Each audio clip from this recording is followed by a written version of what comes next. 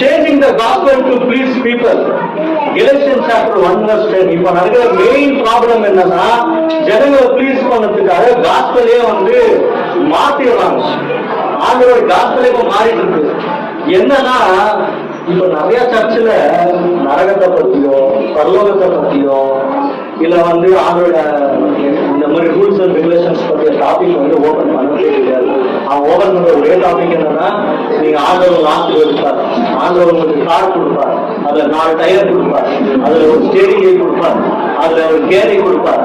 இதுதான் வந்து இப்பதான் வந்து மேஜர் பிரீச்சிங்கா இருக்காது. வந்து ரொம்ப வாங்க ஆண்டவர் வந்து இப்பதான் ஃபுல்லு நம்ம பேசிடலாம். ஆண்டவரோட எக்ஸல்ல வந்து நம்ம என்ன பண்ண முடியாது, நம்ம வந்து ஒரு நாள் வந்து தப்பிச்சிக்கவே முடியாது. Focusing on numbers instead of discipleship. Matthew chapter 28, 19-20 இருக்கு. என்னன்னா போக்கஸ் எல்லாம் என்ன ஆயிடுச்சுன்னா, கிரௌட் மேல போக்கஸ் ஆயிடுச்சு.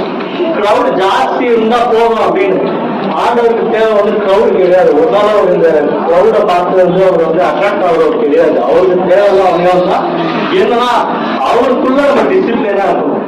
அதுதான் மெயின் ரீசன்.